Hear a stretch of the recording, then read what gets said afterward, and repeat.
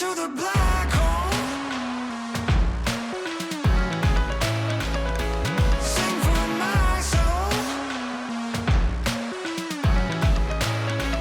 Hi guys, and welcome back to another episode of Sunshine on Leyth, the analysis days. A sad analysis today.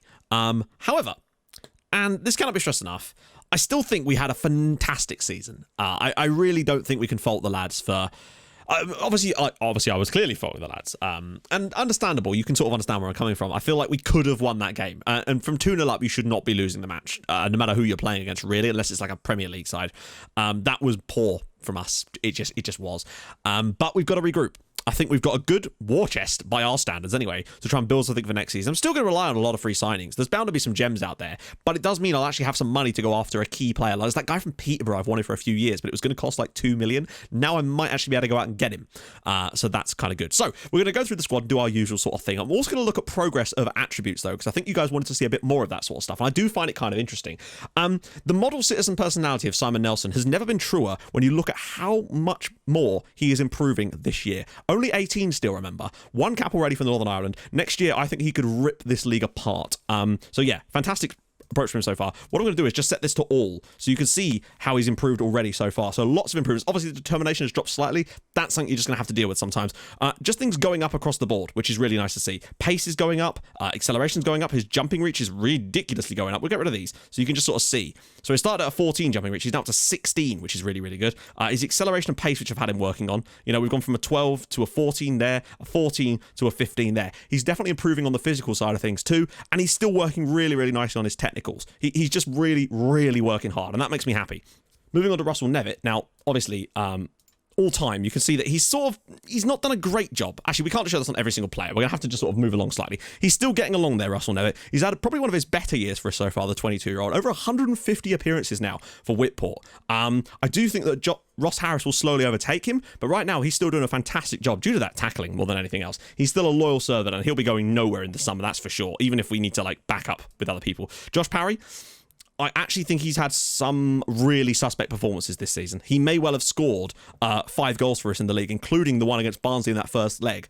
But he's been very, very suspect. And I think Dale Connor has to be starting lots of games for us next season. It's just undeniable now, unfortunately. And I think we may not extend his loan anyway. So that's just one of those things. Ollie Pratt is out on loan at Shrewsbury Town. He's done okay for them this year, which is fair enough. Ben Putman-Kiteley, of course, still here. Has 4 years left on his contract. I'm determined to give this guy a testimonial at some point during this save. That's my plan. We didn't get one for Bruno Bridges, but my God, I want one for Ben Putman-Kiteley. That's just how it has to be. John Richardson, obviously out on loan at Dundalk. Broken ribs, though, for him right now. So not ideal. His contract isn't up till next summer, but we may move him on in the summer anyway. Fran Sullivan, I mean, he's been fantastic. 15 goals, 22 assists. So far, in 2 seasons for Whitport, he has been on fire. What's that? 34 goals and 42 assists in 2 seasons for him in 85 matches is unbelievably good. He's only been slightly worse in terms of goals this year, but he's made up for it in assists. I think he's been extremely good. My only problem is that I don't think we're going to get him back next season because unless we could buy him off them, we could maybe buy him off them. That's the only thing we could maybe do is try and buy Fran Sullivan from Bristol City. That might be our best bet, but it would cost us an arm and a bloody leg. We're talking £3 to £5 million. But if that's our only option, it might honestly be our best bet with Bristol City getting relegated. I just don't know. I just don't know. Unless he's got a relegation release clause, I think we're probably going to struggle on that one. I don't think we can even see, can we? Wage drop. Yeah, no release clauses there, unfortunately. So that's a shame. So moving on, Curtis Thomas. I mean, he's still got a contract and he will remain here. He scores 1 goal and gets 2 assists this season. I mean, this is ridiculous. He was so good in the playoffs for us. He did all he could, and he thoroughly deserved us to win that playoff final for him when he puts us 2-0 up. What a lad. And he's only 4 appearances away from 200 in the league for Whitport. And bearing in mind, this guy has played for us. He actually played for us in the National League North, and he very nearly scored the goal that put us in the Premier League.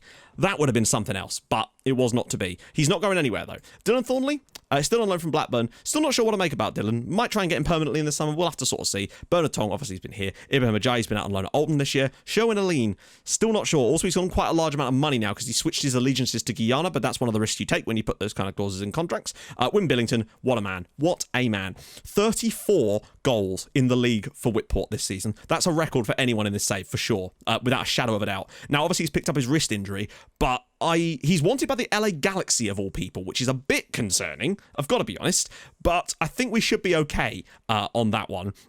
I don't see him leaving to go to United States. Though some players are wanted by Swansea as well, which is not ideal.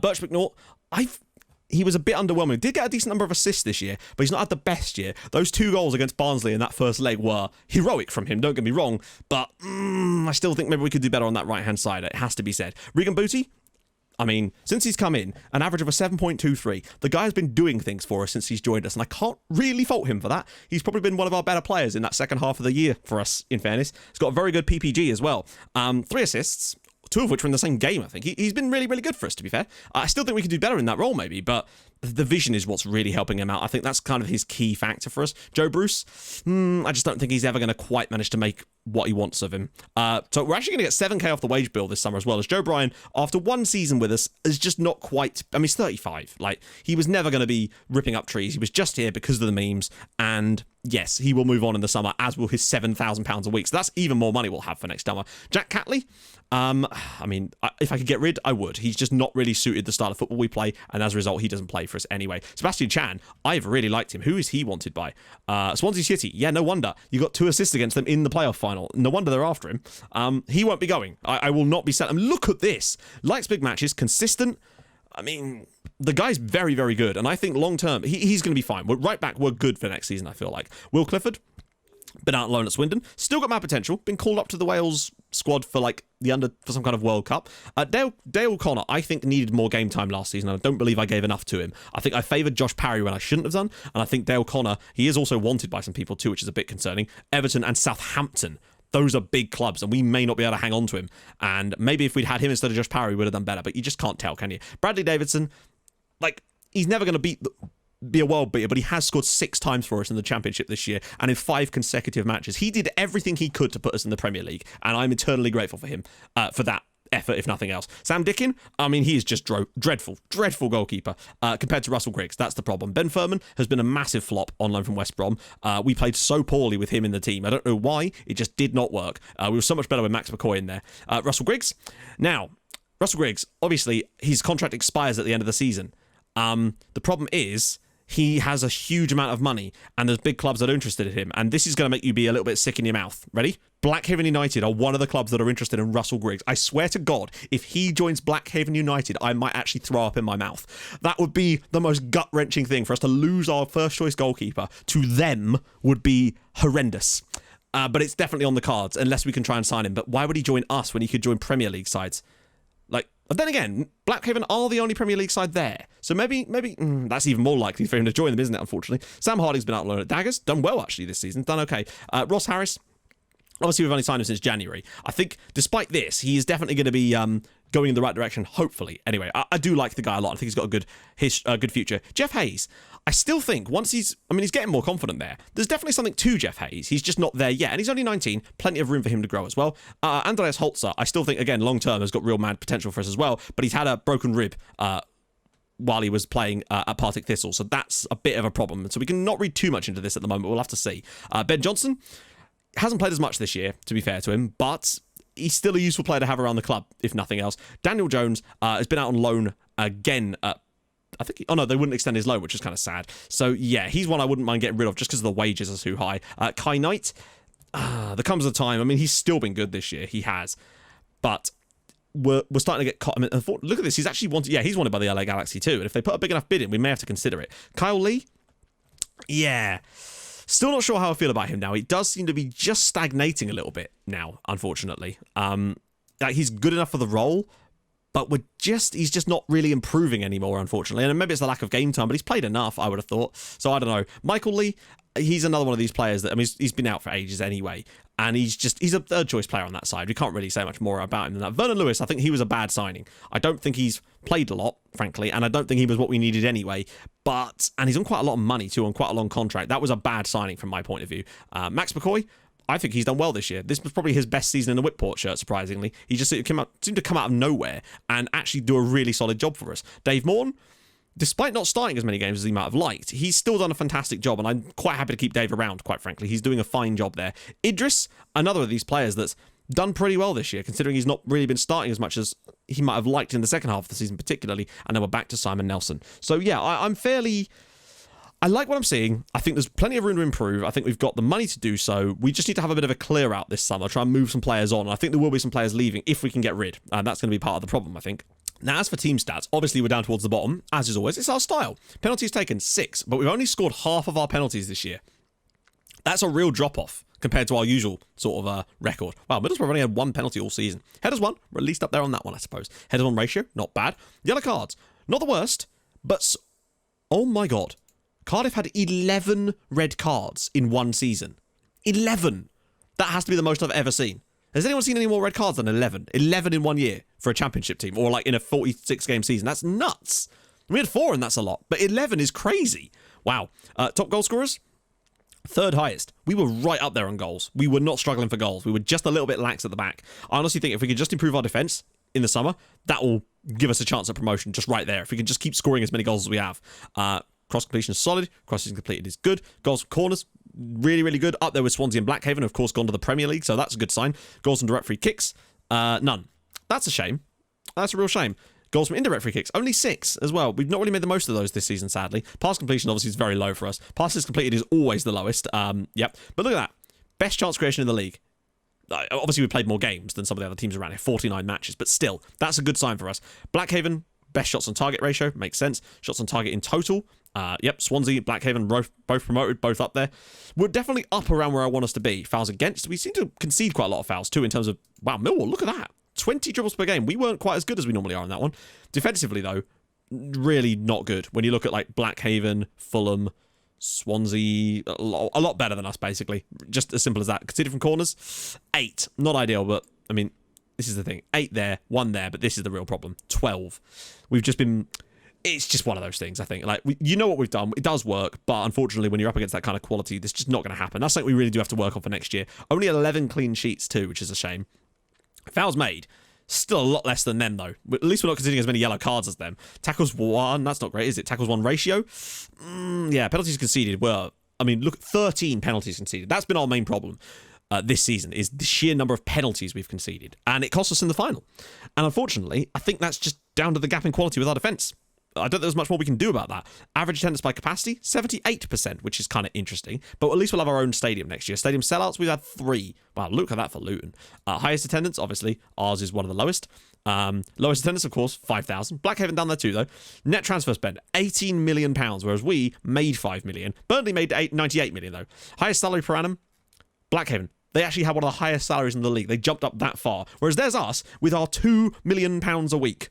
Sorry, a year, or 3 nearly. So, not only were we the lowest paid team in the league, but we did so with being like literally nearly 3 times less than the nearest team to us. And more importantly, Blackhaven spent more than 10 times the money that we did this season, and we very nearly got up promoted with them. Them and Fulham go up, Swansea as well. We literally lost to a team that was spending 10 times more on wages than we were. That's fine for me. Like, we are massively overperforming, and I'm all right with that. Like, if we'd have gone, I honestly think it would have been a year too fast. It would have been fantastic for Curtis Thomas's goal to have led to that, but I just don't know how we would have done. Although it would have been fun to fight a proper relegation battle.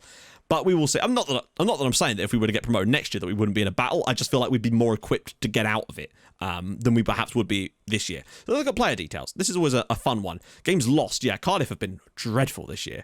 Yellow cards. Max McCoy 15 is quite a lot. No wonder he got that 3-match ban. So yeah.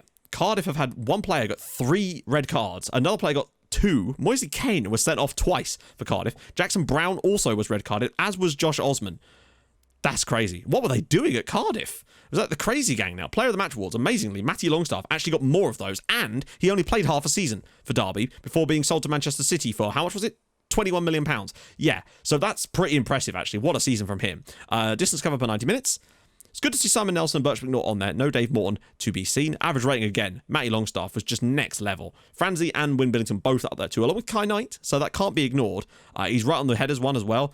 Goals, I mean, literally, Wyn Billington scored 13 more goals than Swansea. They're the second 2 top scorers in the league, though.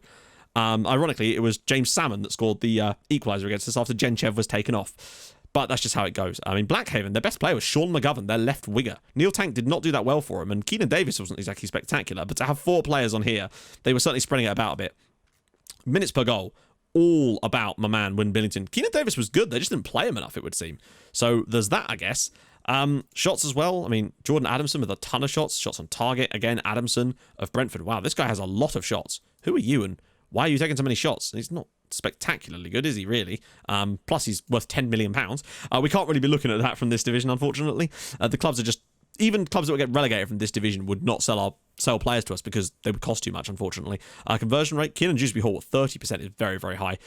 47 appearances for Nick Ashton of Barnsley. The closest we can have is 46 for Kai Knight. Penalties as well. Like, Billington scored 2 out of 3. So, really, when Billington was taken, then we were okay. But when he wasn't in the team, we really did struggle. Assists, 22 assists for Sullivan. Camacho with 19 is also very impressive. Key passes, wow, nobody on here. That's surprising, actually. Chances created, though, were well up there. With Birch McNaught, 25. Very, very good. Sully at 41. Makes sense. I mean, he did get 22 assists, of course. Pass completion, no one's going to be on that one, were they? Cross completion, Idris and Chan at 27. That is very, very good. And 26 for Nelson. These are the sort of numbers I want to see. Dribbles per 90 minutes, no one on there. That's concerning, because that's what we do. Billington was offside more than any other player, which makes sense, but when it works, it works. Oh boy, does it work. Tackles per game, no one on there. Mistakes leading to a goal, no one on there, which is good. Mistakes, Birch McNaught, yeah, and Nelson. Both of our wingers make a lot of mistakes, but I guess we kind of expect that in some respects. No one on the key tackles either. What about Aaron Abelan? He's got no jumping. He's 5'1". He is the shortest man in the world. He is literally a hobbit. Wow, that's not what you want. Conceded, again, Griggs. Like, we would have conceded so many more goals if it wasn't for Griggsy. Penalties saved. He still saved 3 out of 12. Like, he saved 25% of the penalties he faced. He still managed to save them. And that's a lot. Like, he's done well. We could have conceded even more goals if it wasn't for him. Dickin did still save one, to be fair to him. So, yeah, that's that sort of side of things taken care of. Let's go and actually have a look at some player stats properly, like have a little bit of a dig through. So I did actually have a goalkeeper analysis one set up. I just never use it because we've never got much to compare them to. But you can see here the difference between Russell Griggs and Sam Dickin. 11 clean sheets for Griggs, none for Dickin. Points per game, 1.89 to 8. Pass completion, much higher. Progress, still going well, of course, but he concedes an average of 1.31 per game, whereas Dickin, it's literally nearly another goal per game when he's in the team. That's not acceptable. Griggsy's the man. I am so concerned about what happens to him, though, next summer. Not next summer, this summer. I'm so concerned about the idea of him going to Blackhaven. I will have bad dreams about this. So, left-sided defenders. We're really comparing Nevitt, Harris, and Brian to a certain extent. Although, yeah, I mean, we can look at Brian at least to see how he's done, but I don't think it's going to be pretty reading for him, to be fair. So, as you can see, Nevitt definitely the best defensively, but I mean, no, there's quite a gap, really. He's just got better defensive attributes than Ross Harris. I mean, Nevitt is just a better defensive player than Harris. Harris is more about the going forward, so I want to see what we're like in terms of goals scored when he's in the team. I think that's quite an important factor. Joe Bryan, far, far worse. Just quite simply. Nevitt, again, way more interceptions than the other two. He's just doing a spectacular job there. They do win more tackles than him, but 93% is still pretty damn solid. Pass completion-wise, again, they're all across a reasonable level. Harris is slightly better on that one. Key passes per 90 minutes, I mean, it's very evident that what Harris is there to do. The man is a key pass. Like, he will provide some key passes for us, which is nice. Headers won, he's pretty solid on that one as well, to be honest. Like, he's staying with them. Brian's obviously a lot shorter, so that doesn't help him on that one. As for dribbles, they're identical. Cross completion, Harris is very, very good, but Nevitt at 24 is also pretty damn good. Harris is just more creative. Harris is going to get you more chances when he's in the team. Just simple as that. But Nevitt is very much better defensively. Team goals per 90 minutes is roughly the same as well with those two. But points per game is where Nevitt... So what it seems is like, we will create more chances with Ross Harris in the team, but it's not actually leading to more goals, it would seem. And when he's in the team, we're less defensively stable, and as a result, we concede more goals. We're winning less points. I mean, that's pretty much what that is in a nutshell, I would suppose. So, yeah... I'm still pretty happy with that side. I think Harris and Nevitt are pretty damn good players, and I think there's a lot of strength to be had there, and I don't think that's an area where I want to be splashing cash yet. But that's not to say I won't. On the right-hand side, it's basically Chan versus Thornley versus Catley, but it's Chan versus Thornley. And I think Chan has done a good job and taken over that role this season. He is wanted, of course, by Swansea City, as we said. So he covers less ground per 90 minutes, interestingly, but we concede a lot less goals with him in the team. He makes more interceptions. He's better in the tackle. He's slightly worse in the tackle, but he wins more often. Passing is slightly worse too. Key passes is slightly better in the air, wins more headers, dribbles more. His cross completion is double that of Dylan Thornley, which is huge. Slightly more assists. way more chances created. We score more with him in the team. He even grabs himself a goal as well, and a better PPG. Sebastian Chan has really staked a claim to that right back spot for us this year. The consistency, the big game player that he's got, I think he's a really important asset to us. And I think next year, again, 3.5 stars is pretty good, really. And I think he could even improve a tiny little bit more. I think I'm comfortable starting with Sebastian Chan at right back next season. I think he's done well for us this year. He's probably been our best performing fullback on the year. And considering I started with Dylan Thornley there and he's really worked his way into the team, I don't think that's an issue for us again. Although if Thornley doesn't join us permanently, we may have to look for another right back to go in there as well. So that might be an area to spend some cash. I think the main area with cash needed to be spent is potentially the centre backs. If we can get massive quality there, that could make a huge difference. Because we've got Knight, we've got let me just get rid of unavailable players because those guys weren't going to play for us anyway. So yeah, so we've got Knight, we've got Connor, we've got who else have we even got here? Parry, of course, and Lean not really counting on that. So really, it's been Knight, Parry, and Connor. Those are the three that have played this year. And I want to see how Dale Connor stacks up to the others. That's a really important factor for me. So, team conceded per 90 minutes. Knight and Parry, slightly better. Important to note that for me. Interceptions, Dale Connor's definitely better at the interception game than Josh Parry is. He's better at tackling than both of them. Like, he wins more tackles and has a better tackles-1 ratio. He's a good passer of the ball. Better than Kai Knight is, for sure. And that shows in his key passes. Headers 1, it's around about the same as all the other ones. And he wins more headers than Josh Parry, which makes sense because he's got a bit of height on him. He dribbles more than the others too. Can't cross, but that's fine. Creates a few chances as well, to be fair to him. We score more goals with him in the team than we do with Josh Parry, but Kai Knight is really up there. But it's this. The PPG, and I do wonder if that's a very, very low PPG when Dale Connor's in the team. And I just wonder how much of that's actually his fault. But he himself has put in good individual performances, but it's certainly worryingly low. But I think we've got to do something about our defence for next year. I just don't know what. I think we need to sign another centre-back no matter what. I just don't know who is going to start next year and where, because Josh Parry's on loan still, and I do wonder if he's sort of the weakest of all the links, really. Despite the fact that Kai Knight does look out of his depth at time, he just still puts in really good performances because of the goals. And I wonder if we would get that same effect without him in the team. It's a real problem that we've got here. I do think, though, that we need to sign a quality 4-star ability centre-back if we can from somewhere. Or find someone on loan, but really I would rather than be permanent at this point because we can afford it. I think that's an area where we absolutely have to strengthen. Thankfully, we do still have players that are younger and getting better. Like, this is the problem as well. We actually don't in some respects. Dale Connor's the only one that's really going to improve that much more. Josh Parry's still only 22, but I'm just not sure about him. Kai Knight's not getting any better. He's 27 years old. He's kind of peaking right now, and that's fine. He's done well to be a championship footballer. But Dale Connor's better than him, it would seem, and he's only 19. So yeah, I definitely think centre-back, very, very important for us to find someone in the summer that can play that role for us, for sure. I think one of the guys that's been released from the Premier League side that I'm interested in is a centre-back. Can't be sure about that, but I think he might be. So there's definitely something there, potentially. But I think that's definitely an area we've got to improve. Defensive midfielders, McCoy, Idris, Furman, Booty, Lee. All of these guys really do count here.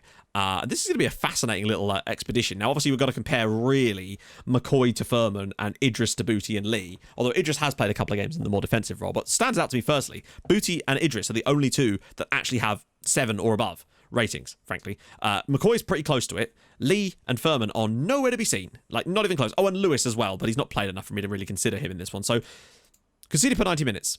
Idris, very, very low. Furman, very, very high. Well, actually, no, he's not that much higher, but he's the highest other than Vernon, really. Interceptions-wise, we want the highest interceptions in this one. So, Furman's not bad on interceptions, but Booty's not that far off of him either. So that's definitely something where he is strong. Tackles 1. We want tackles per game, really. Max McCoy is definitely the best there, but slightly better than Vernon. And he's also better in the tackle, too. So that's not too bad. Right, what we're really wanting now. I want to see key passes. This is key. Regan Booty, 2.49, Idris 2.48. They're basically as good as each other in that role. Kyle Lee is not even on their level anymore. It was an experiment. I thought we could try it out and see if it works. It just doesn't seem to have quite had the effect that we wanted to. Yeah. McCoy, slightly better on the key passes, though, than Ben Furman. So he's definitely winning on that front as well. Headers 1. Not McCoy. Furman should be winning this one, I would have thought. Because he's got the height on the other guys, frankly. That's just what he does. Cross completion, not super important on this one. Assists, though, this is quite important. Idris is the best. Booty's up there too. Lee's not too bad. Furman is outdoing McCoy slightly, to be fair. And in terms of chance creation, again, it's Idris beating Booty. So actually, I still think this is an area where we could do with more strength. I think this might be a really strong area to try to invest in. McCoy, look at this though. McCoy and Booty. We score a lot of goals with McCoy and Booty in the team, and we do not score many goals with Furman in the team. That is a huge disparity, more than double. Like we score more than double the number of goals when Max McCoy is in the team compared to Ben Furman. That's huge, and they almost always playing instead of each other. So that's a pretty damning comparison of the two there. McCoy, again, top with the PPG. Idris, just slightly topping out PPG with Regan Booty in there too.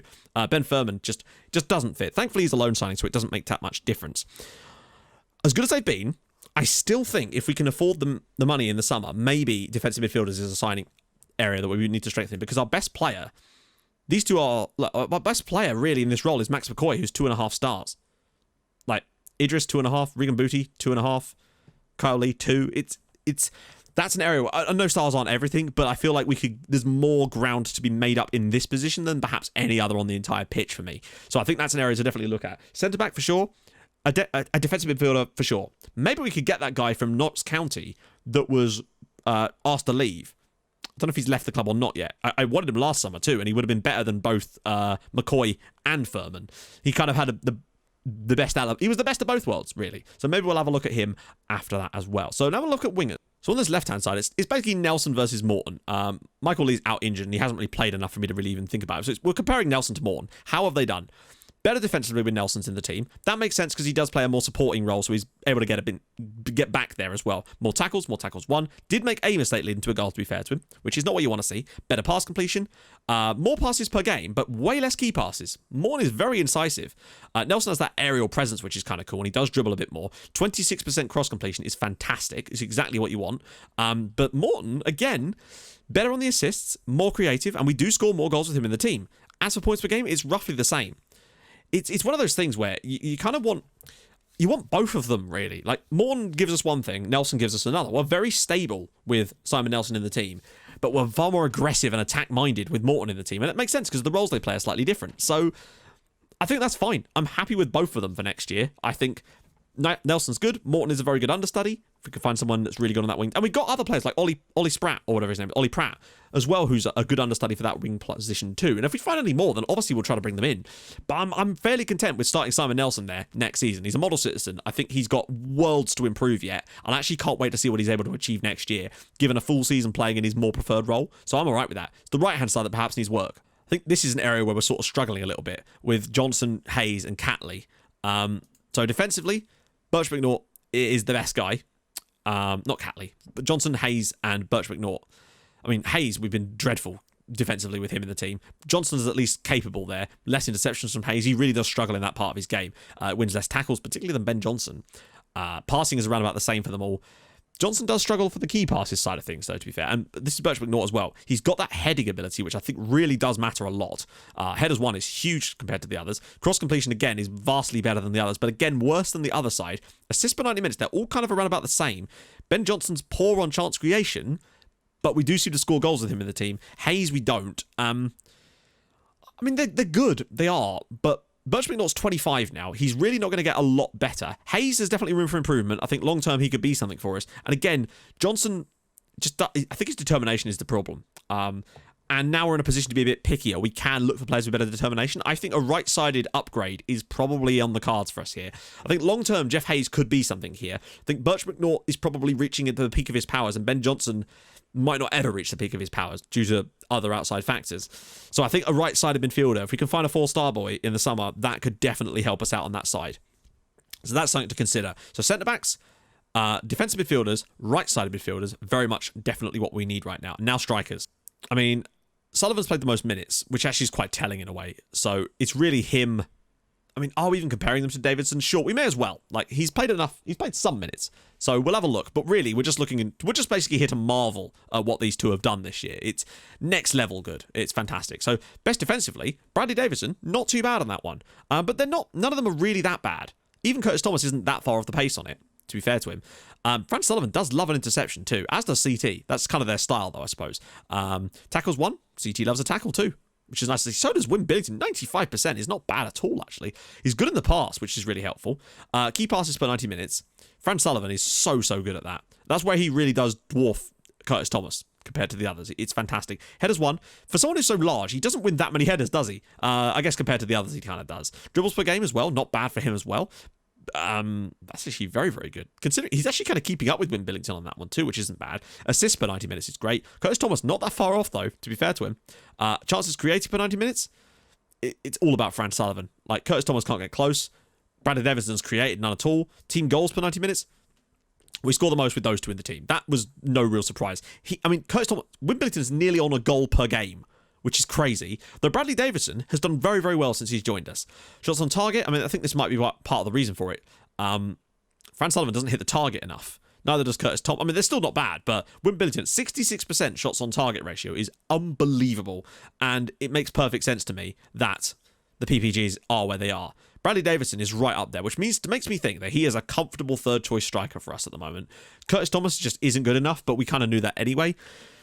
The big worry for me is, can we hang on to Fran Sullivan? And frankly, can we hang on to Wing Billington? The only team he's wanted by at the moment is the LA Galaxy, and that would be a very strange choice for him to sign for them. So I don't think we're in any danger of losing him to the Galaxy, really, considering our expectations as things were. Well, I should mention this as well. I did the team meeting to say that we will try to avoid relegation next year because that's what the board expected. The players genuinely came to me, every single one of them, and said, we can't be expected to achieve such things. That's way beyond our abilities. And I'm like, you've just got beaten in a player final, and you're complaining about the fact that I expect us to not get relegated next year. This shit is appalling. Like, surely, please, they could just do some kind of coding that at least takes into the context of where you finished the previous season into that, because it is galling. Particularly as I actually tried to go with what the board were expecting, because that's usually the way around it, and they still said it was too much to expect. Nonsense. But that's enough of ranting on that one.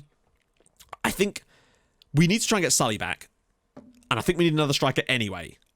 But I don't know. I think if we were to get another striker, it'd need to be a 5-star potential guy who's sort of down at the sort of 2-star current ability. Someone that can improve throughout the save rather than who's going to challenge now. Just so that we've got a bit more cover, really. But the big concern for me is trying to get the likes of Fran Sullivan and Griggs back. If we don't get Sully and Griggs, I do have a backup in mind for striker, but he may not join us. I just hope Bristol City will let us have him. Maybe we'll have to sign him permanently. That could take up a lot of our budget, though. But it might be worth it in the long term, given what he's done for us so far in this save and how good of a player he is. We'll have to see. Hopefully them getting relegated will maybe allow us to make the deal. He might like us more than them, considering how well he's played for us, so you never know. So, word of the day is going to be Voost, or Wurst, V-E-O-S-T. It's a vitamin D supplement thing, which just happens to be sitting on my desk. I was drinking some of it earlier. So try to use that in a sentence if you can. That's a challenge for you, boys. So, yes, tomorrow, transfer window. A lot of stuff that has to be done in that meantime, but I think we're capable of building a squad that's solid for next season. Strengthening the back line a little bit, sorting ourselves in that area. Win Billington, if he comes back and fires home another load of goals for us next year, then we've got to start talking about what title he gets to give. Because you're right, one season isn't enough, but if he does it again next year, I think there's no reason why he shouldn't be earning some sort of title along that kind of path now, because he could be turning into a club legend before our very eyes, before he even reaches the age of 20. That really is something special. So, if you've enjoyed this episode, I hope you have. Drop a like, that'd be superb. If you're new to the channel, subscribe, that'll be excellent as well. Stream on Twitch Tuesdays, Thursdays, Saturday, but you already knew that. So go follow over there if you haven't already. And I will join you guys tomorrow. Fishing outfits on, everything's going down. I'm either going to be happy or real sad. We'll have to find out what one of those is going to be. I'll see you guys soon. Thank you so much for watching. Bye-bye.